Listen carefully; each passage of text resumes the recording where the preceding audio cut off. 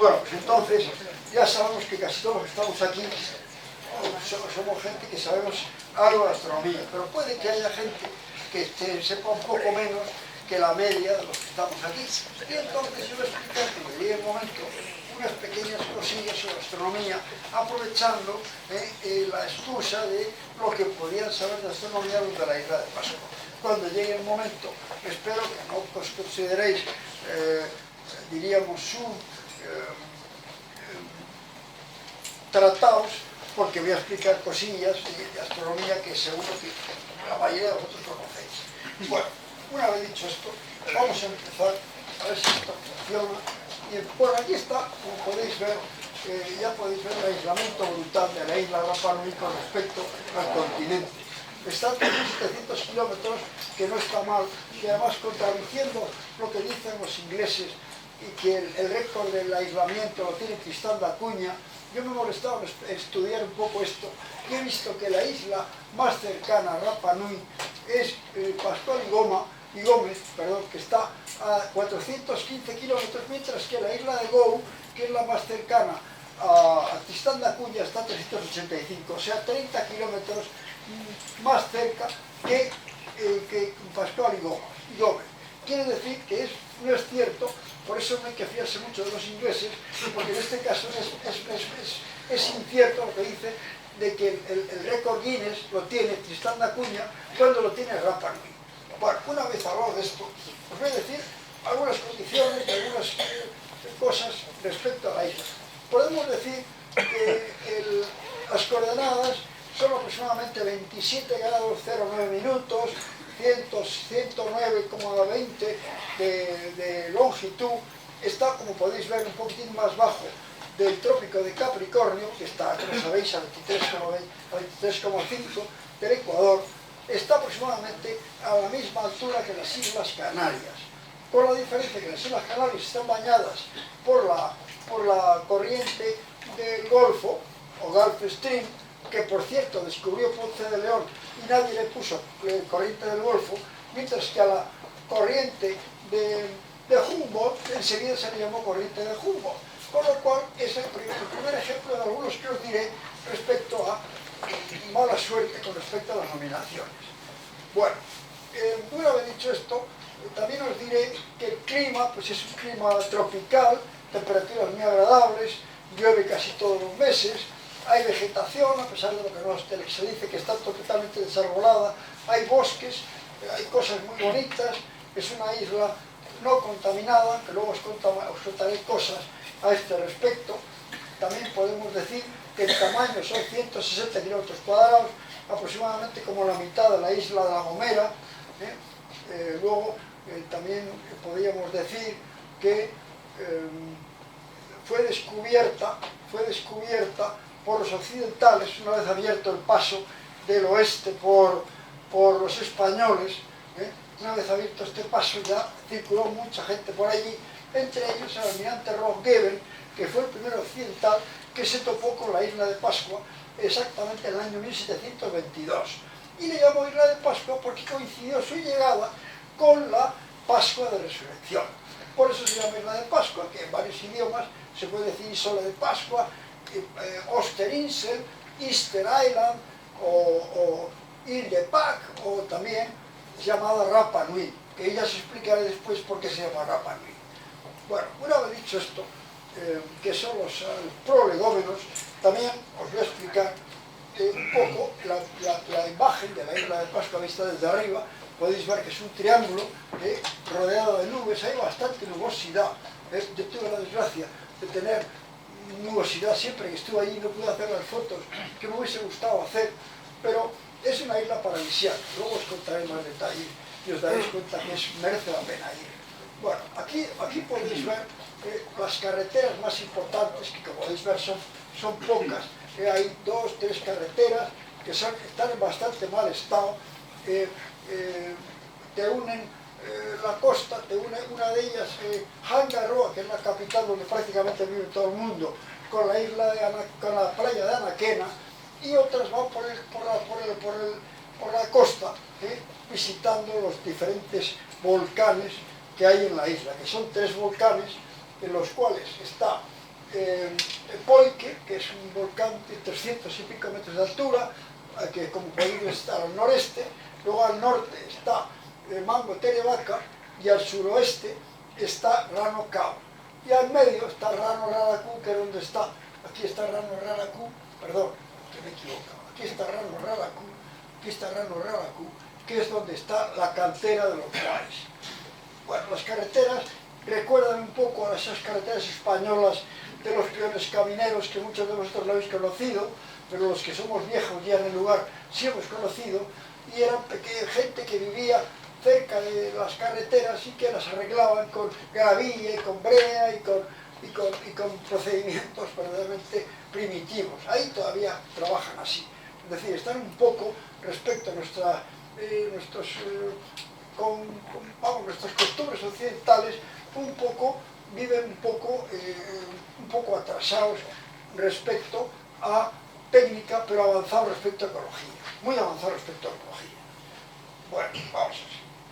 Bueno, esto es, como os he explicado, el volcán Poike, el volcán Rano Cao. Este es un volcán de 300 y pico metros de altura, mientras que el que os he explicado, que estaba al norte, que se llama Mango Terevaca, tiene 511 metros de altura. Estos volcanes están extinguidos hace muchísimo tiempo, hace más de 50.000 años que están extinguidos, y fueron creados hace aproximadamente 3 millones de años por erupciones volcánicas del Pacífico Sur. Bien, esto es agua, está lleno de agua, como podéis ver, y aquí sacan agua para regar y para determinadas cosas, en que no, como podéis imaginar, no es agua potable. El agua la importan con botellas y tal, importan casi todo, tienen muy poca producción propia. Bueno, esto es lo que os puedo decir del volcán Rano Raraku. Esto se llama Orongo. Orongo es una roca, un promontorio que había muy cerca del volcán Rano Cao, muy cerca donde se practicaba el rito del Mangata Karu, que era un rito que se hizo posteriormente y que luego os explicaré por qué se hizo, y que era un rito que os voy a explicar. Si habéis visto la película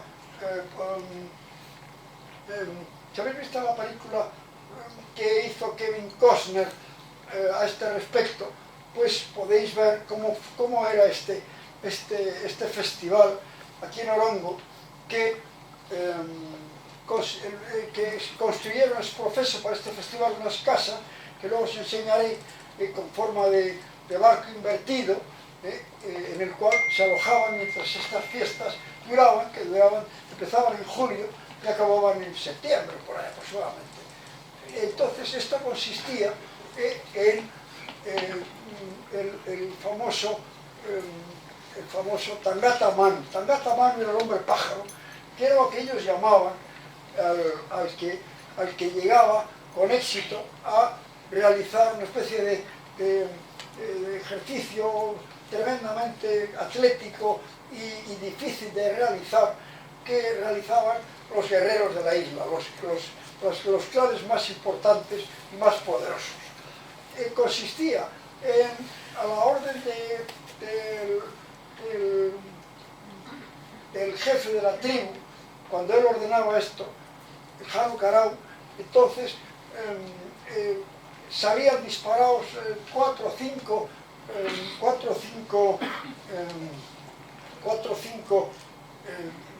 corredores, que se llamaban Hopu Manu, salían corriendo y nadaban, bajaban un promontorio de 300 metros, muy escabroso y muy peligroso, en los cuales muchos se despeñaban, nadaban aproximadamente 1 kilómetro, más sorprendidos y con más peligro por las corrientes que por los tiburones, y llegaban por unas barquillas que llevaban debajo, llegaban hasta esta isla, que está a 1 kilómetro, y ahí anidaba el Manutara, o vamos a ver, también llamado gaviotina pizarrado, que era un pájaro endémico de esta isla, donde ponía los huevos. Entonces el que primero descubría el huevo que ponía el Manutara, y se lo ponía en la frente y llegaba otra vez al sitio de origen subiendo toda esa promontoria y tal, y lo llegaba intacto, entonces se le nombraba el jefe de la isla, se le nombraba Tangata Manu, que era jefe de la isla durante un año. No se le podía tocar, se le cortaba el pelo, se quedaba en un sitio aislado de los demás, se le alimentaba, y luego se convertía en jefe de la isla, y era muy respetado por todo el mundo.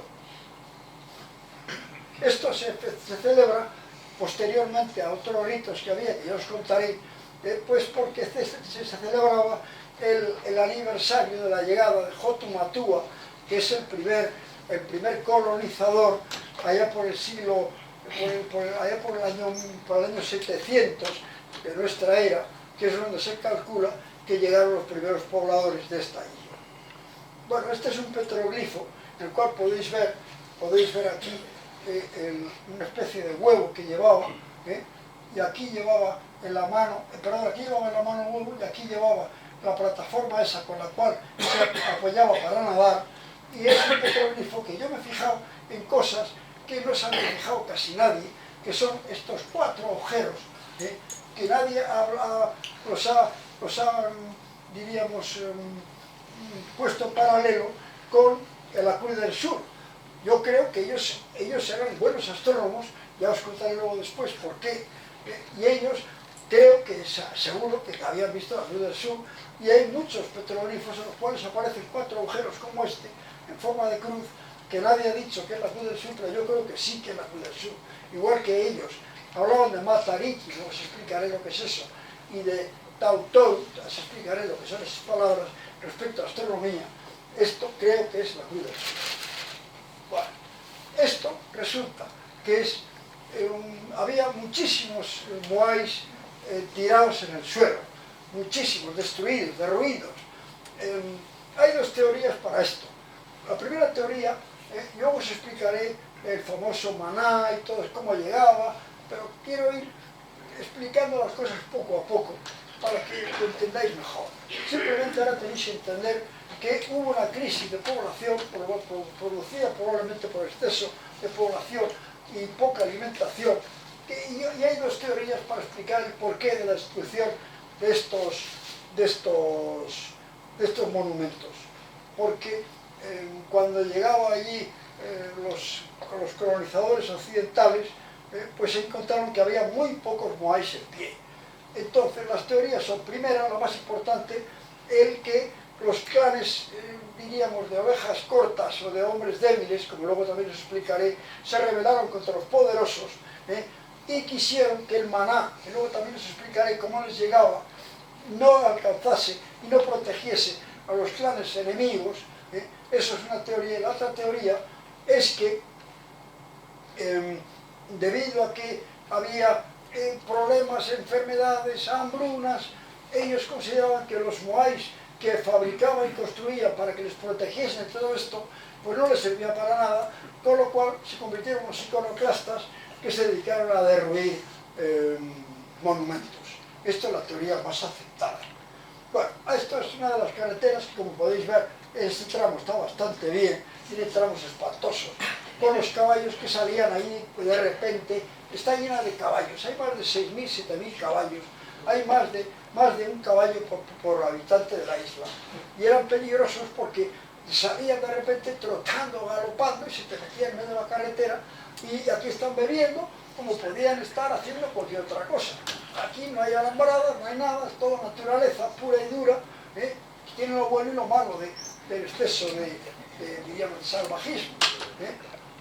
Bueno, estos son las cabañas de los monos, que son las gallinas, los pollos, los gallos. Todos estos son los alimentos que trajeron Jotumatua cuando vino aquí, con aproximadamente 100 hombres, que trajo aquí y que era el alimento principal que tenía, el alimento principal. Entonces, hay muchísimas gallinas que están por toda la isla, en los hoteles, por las carreteras, en los sitios turísticos. De ellos es el alimento principal del pascuense, de la gallina, y esto es un sitio donde se guarda por la noche. Aquí está un poco más explicado la entrada y la puerta para sacarla, y luego se tapa y queda completamente tapado y completamente conservado. Esto es la plataforma astronómica. La plataforma astronómica eran plataformas que colocaban en algunas partes de la isla y que les servían para hacer determinadas observaciones astronómicas. Eran una tribu bastante inteligente, trabajadora, y tenían mucha idea de astronomía. No les quedaba más remedio, porque tener en cuenta que estos navegantes recorrían kilómetros y kilómetros del Pacífico Sur, que es un mar enorme, el océano más grande de la Tierra, y lo recorrían únicamente con el conocimiento de las corrientes y con el conocimiento de las estrellas. Ellos conocían, por ejemplo, a Sirio, conocían los planetas, los más importantes, conocían cometas, conocían a Vega también, conocían a las Pléyades, que le llamaban Matariki, conocían al cinturón de Orión, que le llamaban Tautoro, que es tan importante el cinturón de Orión, para que todos conocemos y todos sabemos lo importante que es el Ecuador, que es por donde está circulando el cinturón de Orión todo el año. Y entonces, en estas plataformas se ha practicado un poco la arqueoastronomía. La arqueoastronomía consiste en una astronomía que valora las inclinaciones o las direcciones o las orientaciones de determinados monumentos respecto a estrellas en el fondo, y lo que ha podido variar ahora, con lo cual se puede deducir en qué época se construyeron esos monumentos respecto a la desviación que tienen con las actuales observaciones. Entre las cosas más importantes que hicieron fueron con respecto a estas alineaciones. Por ejemplo, yo me he fijado luego os explicaré lo que son los AUs, pero en el AU Akibi, por ejemplo, que es el único AU donde hay moais que está mirando al mar, es el único en toda la isla. Luego os explicaré por qué.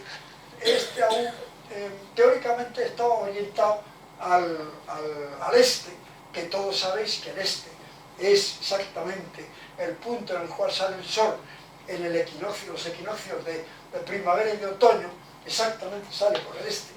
Y entonces yo he visto que había desviaciones respecto al este con mi brújula, y es debido a la precesión de los equinoccios, que luego os explicaré también un poco, que conocéis casi todos, que luego lo explicaré un poquitín más detalladamente. Bueno, respecto a las observaciones que hacía, se puede considerar que los observatorios Vinapuno y Vinapuno, por ejemplo, apuntaba al ocaso de las Pléyades, mientras que Vinapu 2 apuntaba al orto de las Pléyades.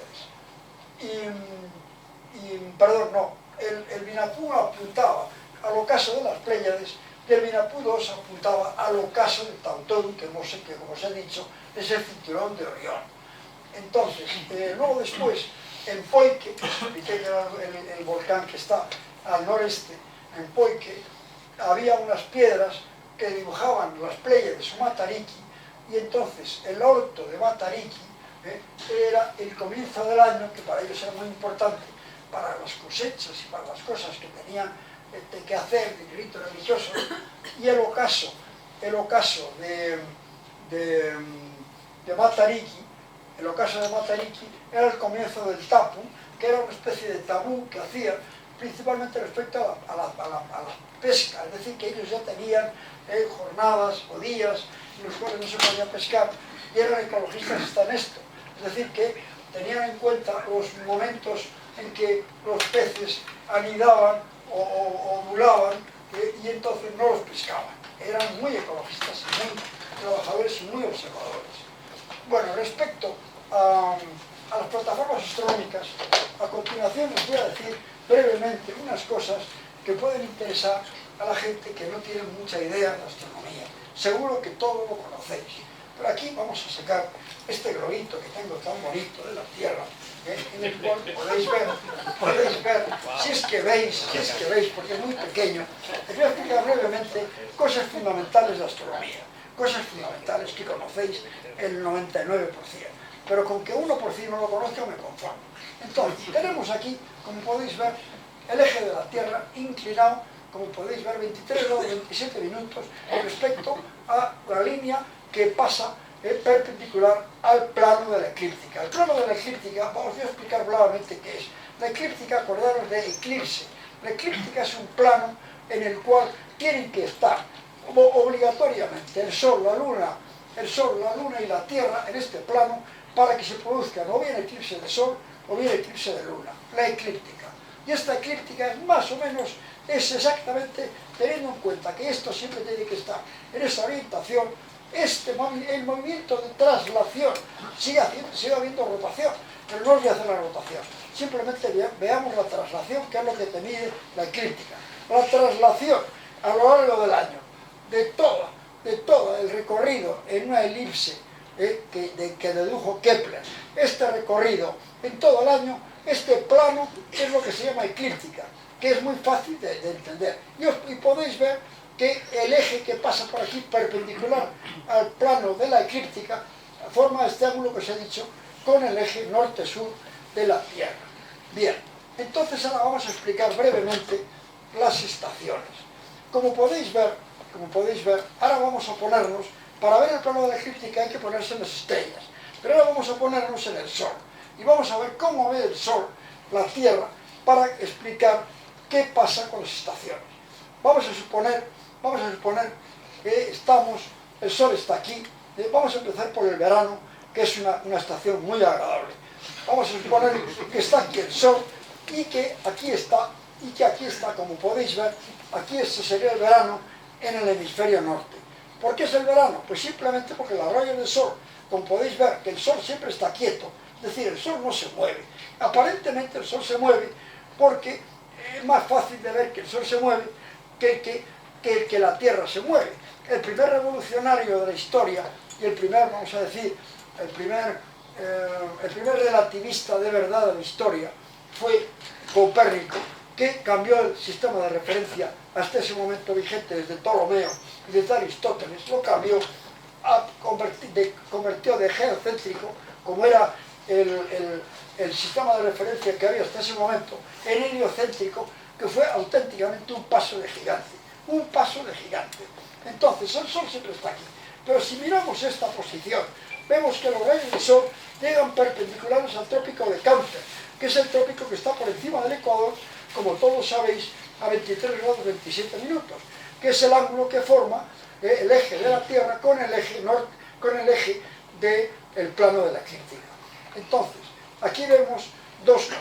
Primero, que evidentemente todas las latitudes del hemisferio norte están más perpendicularmente iluminadas que las del sur, que están más tangencialmente. Y podemos ver, por ejemplo, que los rayos de Sol que llegan al polo norte, es decir, al círculo polar ártico, en realidad, que este círculo polar ártico tiene también 23 grados 27 minutos de anchura. Como podéis ver, los rayos de Sol llegan y iluminan todo el círculo polar ártico. ¿Qué quiere decir eso? Que el 21 de junio el círculo polar ártico está iluminado al 100%, es de día todo el día. Luego, según va cambiando el recorrido de la Tierra y se va pasando del verano al otoño, pues esto va cambiando hasta que llega lo contrario, que es el solsticio de invierno, en el cual, como podéis ver, el solsticio de invierno, que podéis ver que entonces el círculo polar ártico está oscuro, está todo el día oscuro, y el Antártico está todo el día claro. Entonces hemos visto el verano. Ahora vamos a suponer que el Sol está por aquí, iluminando el Sol desde aquí, estamos en este momento en el otoño. Acordaros de que las situaciones relativistas del Sol respecto a la Tierra son fundamentales de mantener.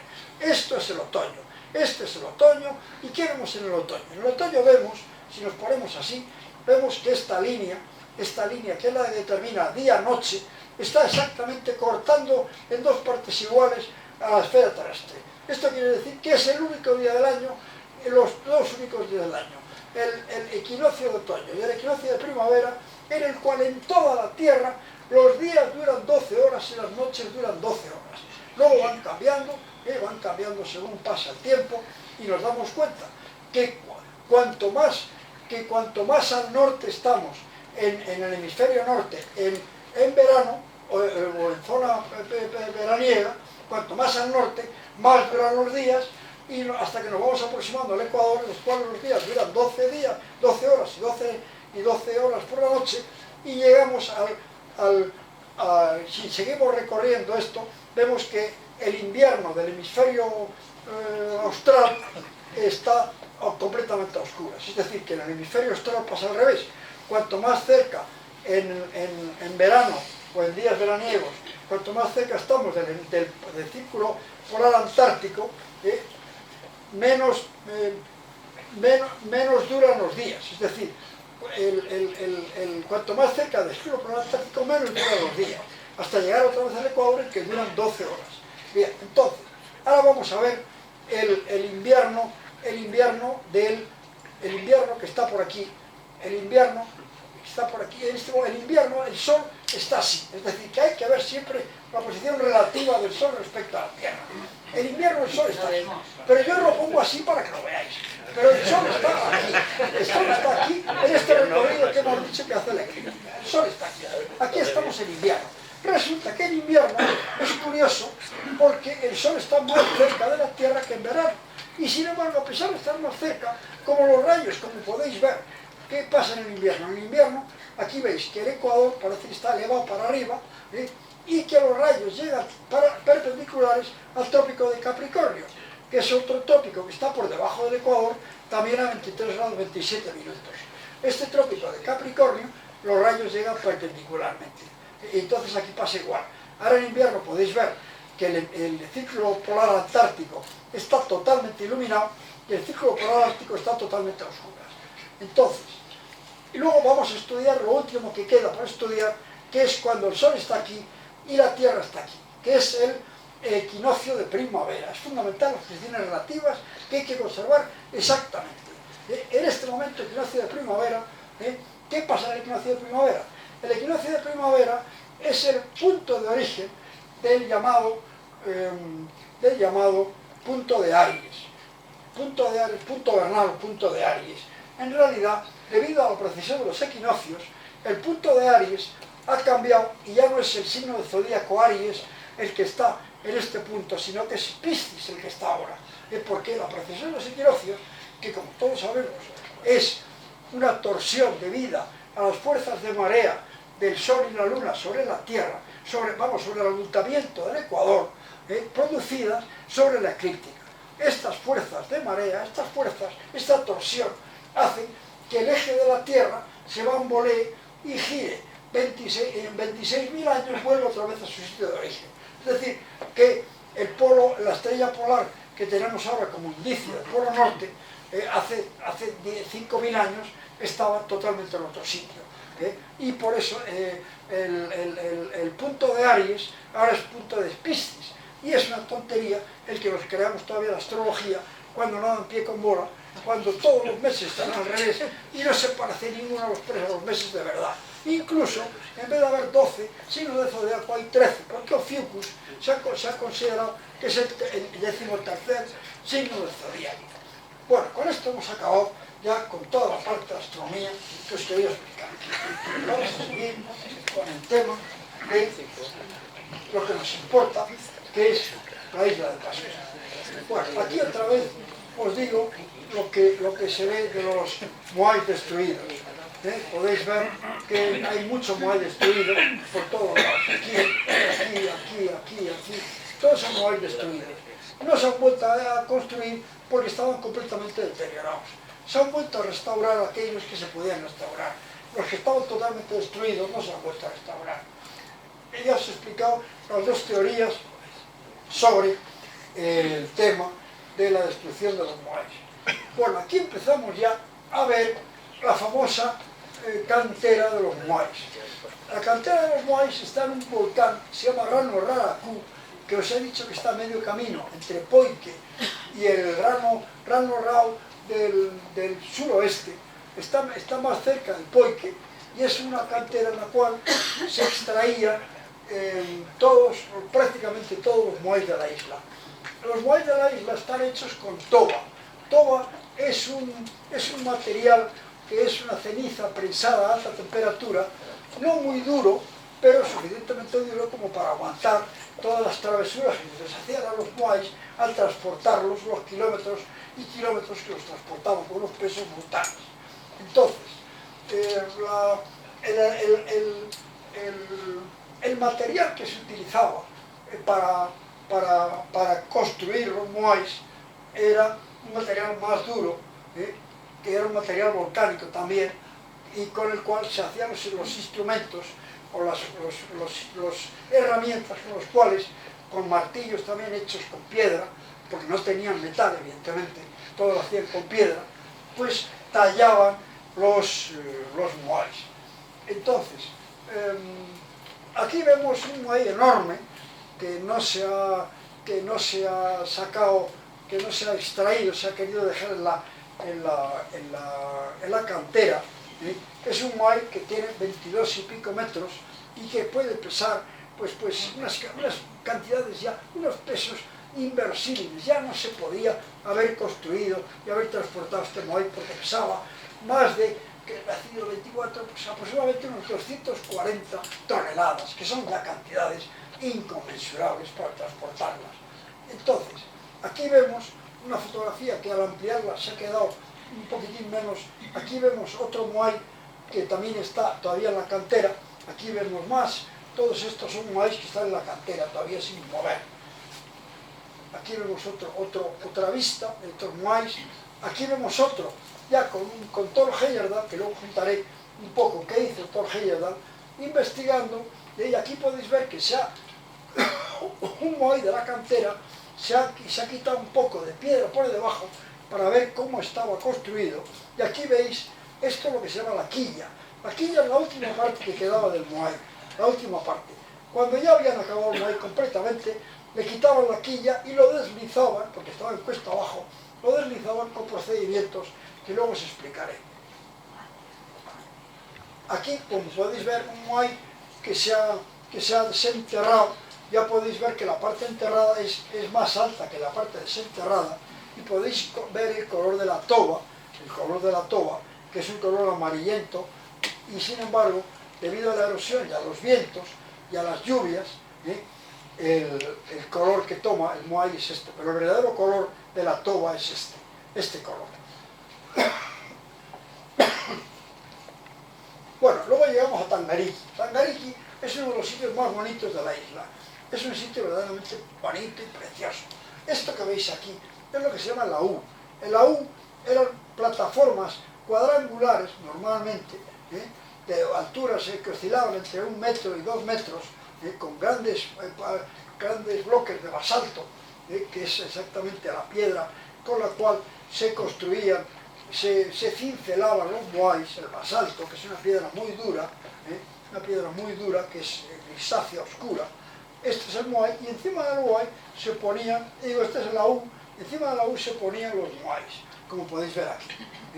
Y no miraban nunca al mar, como os he dicho, no miraban nunca al mar, porque se consideraba que los moais protegían al pueblo de los problemas de hambrunas y de enfermedades, y todo el pueblo estaba por el interior, no estaba evidentemente en el mar, estaba por el interior.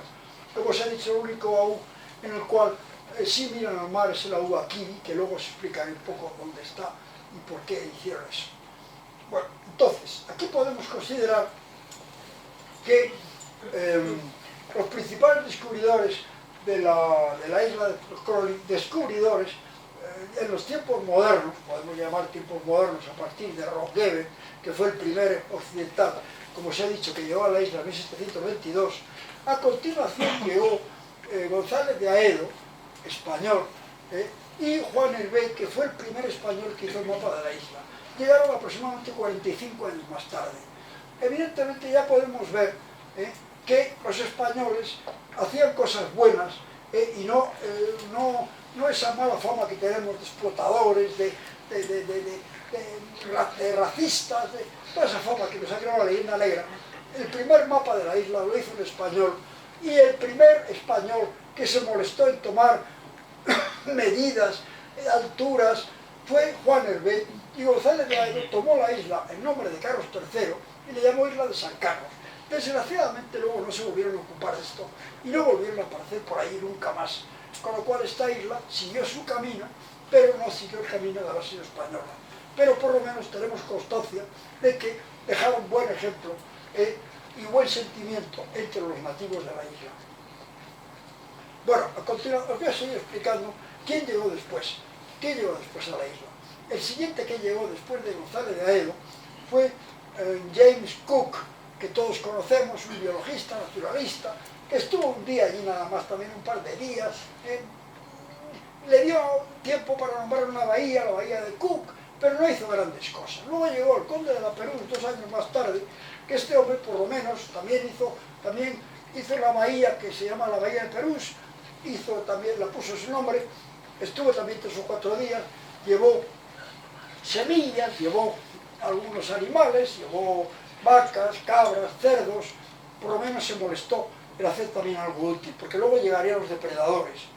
Estos depredadores llegaron porque la isla no pertenecía a nadie, era una isla que ellos se ofrecieron a los franceses para que la cogiesen en su propiedad y los franceses desistieron. Entonces, esta isla estuvo en manos de desaprensivos posteriormente. Estos desaprensivos fueron primero los americanos, que también se habla siempre de ellos. El ballenero Nancy se llevó a 30 o 40 indígenas o pascuenses a la caza de la foca, una cosa tan ecologista y tan bien vista como la caza de la foca, que todos sabemos cómo era la caza de la foca. Luego, a continuación, en 1859, llegaron los peruanos y se llevaron aproximadamente a 1500 pascuenses a el trabajo del guano, que era una cosa que daba mucho dinero a Chile, a Perú también. Entonces, quiero decir con esto que la independencia de Perú y Chile fue en 1818-1821 y ya no estaba España poseedora de esos países. Es decir, que el esclavismo que se produjo en la isla de Pascua la produjeron los peruanos independizados. No tuvo que ver nada España con esto, que siempre se nos echa en cara, que si tal, que si cual, pero prácticamente todo lo bueno que se hizo en Sudamérica lo hicimos los españoles y todos los problemas que tienen los generaron los nuevos habitantes de ahí, los criollos, lo que hicieron los criollos con las islas y con los países. Bueno, esto es también el Anaquena, la isla de Anaquena, que tiene estos moais ahí puestos, algunos con pocao, como podéis ver, luego se explicaré qué es el pocao. En la isla se considera que hay aproximadamente, se construyeron aproximadamente 680 moais y 100 de ellos con pocao. Luego os explicaré qué es el pocao. Aquí podéis ver, esto es en la Ua Kibi, que os he explicado, que era el sitio en el cual los moais miraban al mar, y aquí ya se ven más pocaos. Aquí se ven más pocaos.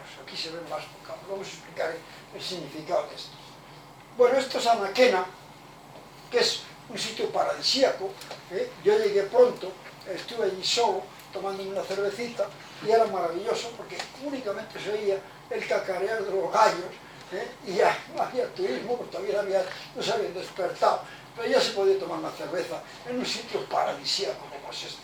Hice una pequeña poesía que luego os leeré si os parece bien, sobre Anaquena. Este es el agua Kibi que os he explicado, que es el único aún en el cual los moais miraban al mar. Aquí es donde dice la medición de este-oeste con mi brújula, que no coincidió con el este-oeste. Aquí es un banco muy bonito que había en la Ua Kibi, que es la cantera de los pocao, que luego os explicaré lo que son los pocao. La cantera de los pocao está aquí al lado. Ahora os lo explicaré. Esto que se ve aquí al fondo, esto es Hangaroa, la capital, en la cual vive prácticamente todo el mundo. Se vive muy bien. Ya os explicaré después lo mal que lo han pasado los pascuenses hasta que por fin han podido vivir desahogada y bien.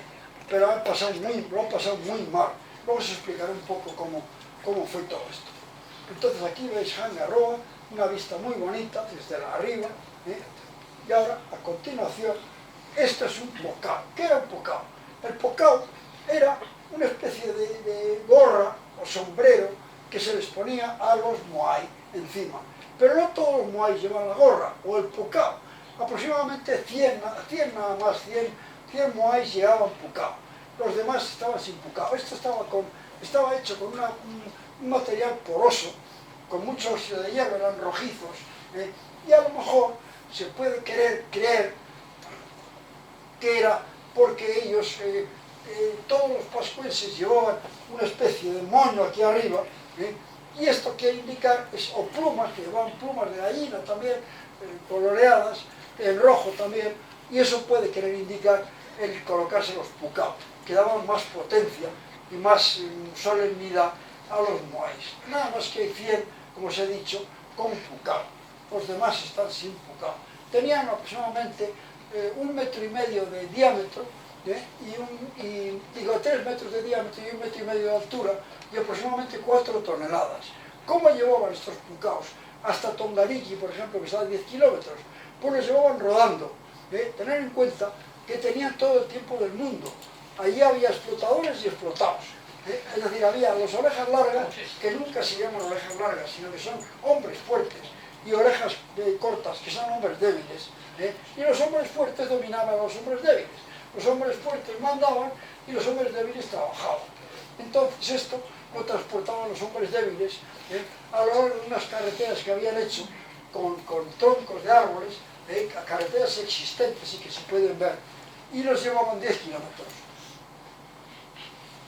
Aquí podéis ver los pucaos, el color rojizo que tienen, y en realidad los pucaos fueron de la